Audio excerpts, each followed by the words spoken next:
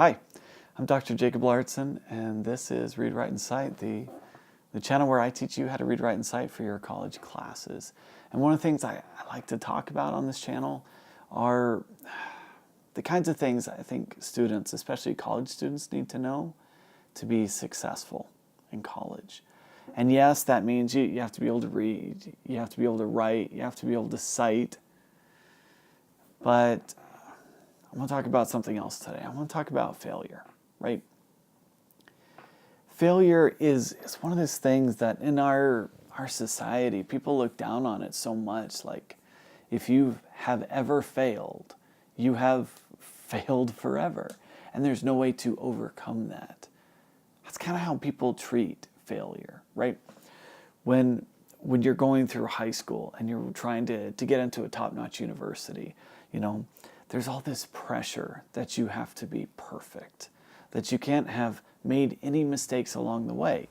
You have to have all the right extracurricular activities. You have to know all the right people. You have to have had all these right interviews and do all these things. And I didn't do any of that.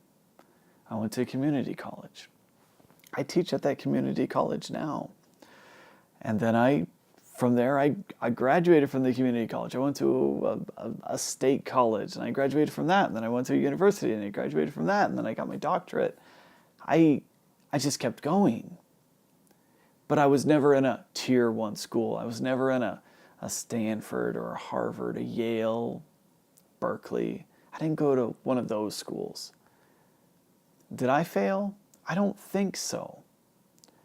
And in all reality, most jobs don't really care where you graduated from. They care what can you do and what kind of person are you and can they work with you.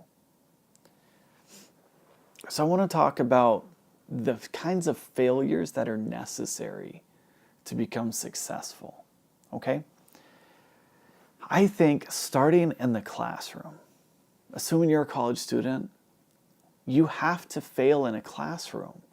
You have to learn that it's okay to fail in the classroom, because the classroom is the kind of place it should be safe to fail. It should be okay for you to fail so that you can learn, because learning can't happen without trial and error. And what's error except for failure, right? You have to try something to really learn how to do it. And if you're afraid to try because you're afraid to fail, you're never going to really learn how to do something, especially something that requires you to perform a skill. Now, information, that's something different altogether. You can know an answer, you can give the answer and feel very good about yourself. But to actually produce the product of a skill, you write a paper, read something and talk about it. The kind of thing that's not just based on knowing information you may have memorized, but to be able to take something and do something with it. A skill that requires failure to learn. So I'm going to talk about some of my failures. When I finished community college, I was a good student. I was never a bad student. I was a good student. And I finished with like a 3.46 GPA. I thought it was pretty hot stuff. I thought it was great. And there was a school I applied to, and I was rejected because they had a higher benchmark than what I had met.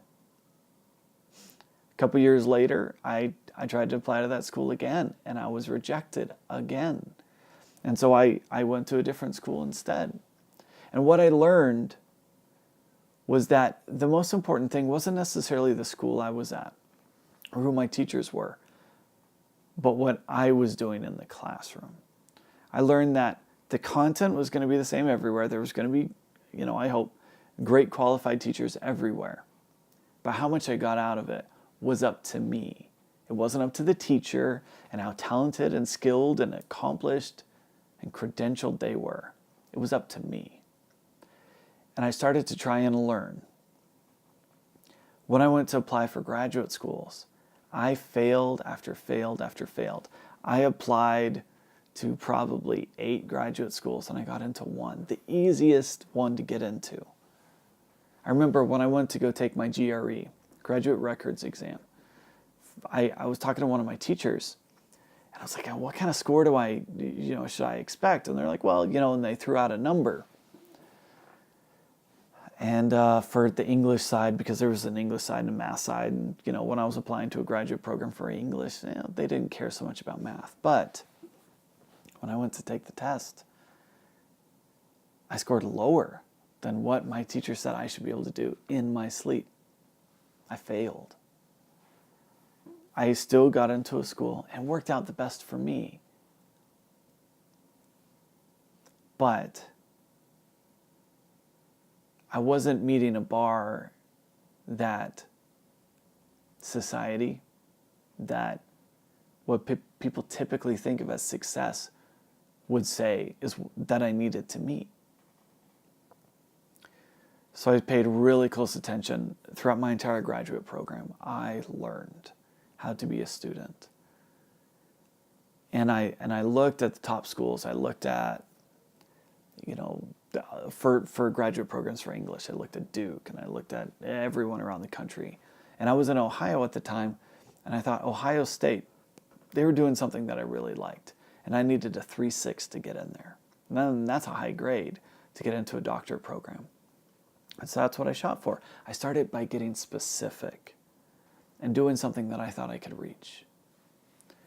And I graduated my master's degree in English, the 3.608 GPA. And that was great. I never applied to Ohio State. I got straight into teaching after that. But I set something that was my own standard. Not a standard that the world had set for me, but one that I set for myself. And when the time came for me to start a doctorate program, I looked around for what I wanted. I knew I wanted to study education. And what most people would do with a doctorate degree in education is go become an administrator somewhere, go become a principal or a superintendent. And I looked around what the principal at my school had to do and what superintendents did. And I was like, I don't want to do that. I want to do this for me. And I love technology. And so I decided to specialize in that. So my doctorate degree, it's out of the frame up there. My doctorate degree is in e-learning. It's about how to use technology to teach with videos like this, right? This is what I wanted to specialize in.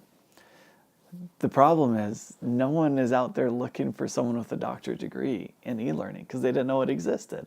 It's pretty new in terms of society under having this concept, right? And when I finished, I didn't immediately get a degree. Did I fail? I spent 5 years and tons of money to get this degree. But did I fail? No. Because I had to reestablish goals that worked for me, right? I was trying, I was learning. I was trying, I was learning. I was failing by the world's standards. But I had to reestablish what my expectations were so I could figure out what success meant to me. Not to someone else, but to me. And so when I finished my doctorate about a year ago, I started thinking, what do I want to do with my degree? And I thought, you know what? I want to really start digging into video. I want to start digging into this. And I have just loved and enjoyed the past year. Did I get a fancy new job? No. Did I get a whole lot of attention and praise? No. But did I enjoy myself? Yes. By my own metric for success, I'm winning. I'm succeeding. And I'm happy doing it. I'm so happy to be making videos like this for you. And so I want to put this perspective out there into the world that your vision of success is the real marker of whether you're failing or not. If what you want to accomplish is possible, it's realistic, and you're going for it and you fail along the way, that is okay. That's nothing you need to be ashamed of. Every single one of the degrees that I earned was in a slightly different specialization. They weren't all the same. I didn't know what I wanted to end up doing before I started. It's okay to learn along the way. And I want that for you. I want you to understand that every class that you start, it is ridiculous for a teacher or for a student to expect that student to already know the content of that class before they start. Or else, what's the point of the class? And yet, I have so many students enter my classroom. They have these horrible experiences having taken English, and they're like, oh no, I'm a bad student, I'm a bad this. I don't care. I don't know what's in your head. I expect every one of my students, every single one of them, to pass my class. And those that do their work do. Because the class is not intended to decide whether you're a failure or not. The class is intended to teach. And so long as the student comes ready to learn, I can teach them. And if they bring that to class, that's success, not failure. And yes, usually the grade is not an F when they try, when they put in the effort, when they're willing to put themselves out there. And I have so many students come back saying, man, I'm so surprised with how much I learned. Even if it's a 5-week online class that I've taught, they're so surprised at how much they learned. Because I'm not trying to figure out who deserves to pass or not. I'm not trying to figure out who's a failure or who's a success. I'm simply trying to give them opportunities to learn. And the students that take those opportunities do. Now, I know not every teacher is like me. And you have to understand what your teachers expect. But then, based on what you want to accomplish, go get it. Go figure out what it is you want to accomplish and go get it. Because it's not up to the world what success is to you. So many of the great successes in this world are built on people who failed. We look at extreme examples. You know, your Mark Zuckerberg, he's a week older than me. He made Facebook, right? Small thing. Never graduated college, right? Is he a failure? No. He chased after something that was important to him, and he did it. And he's still chasing. And there's so many stories like that. Do you have to finish college to be successful? If that's what you want, yes. But if it's not, no. Because the key to success, the key to happiness, is not doing what other people expect or what has been expected in the past, because the world is changing. And what has been expected in the past, it's out the window. Education is changing. What has worked in the past is not going to work in the future. We all need to be adaptable, but it starts with our mindset. If we can learn how to set our own goals and strive after them, the things that make us happy, that help us to provide value to the world, getting the education, the training that we need for that, whatever that level that is, that's going to help you to be successful. That's going to help you to be happy. Even if that doesn't mean being a doctor or a lawyer or a successful businessman or woman. You doing you, the way you need to do it, might just be the perfect thing you need to do. And even if other people don't think it's successful, if that's what you want, you're going to feel it and you're going to know. That's my 2 cents. Thank you for listening.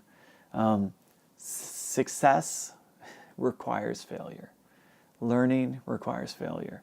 And if you're on this channel, I hope, especially if you made it to the end of this video, I hope you understand that and appreciate that. I appreciate you. Thank you so much for watching this video. I'm Dr. Jacob Lauritzen. This is Read, Write, and Cite. Thank you for watching. I'll see you in the next video. Bye.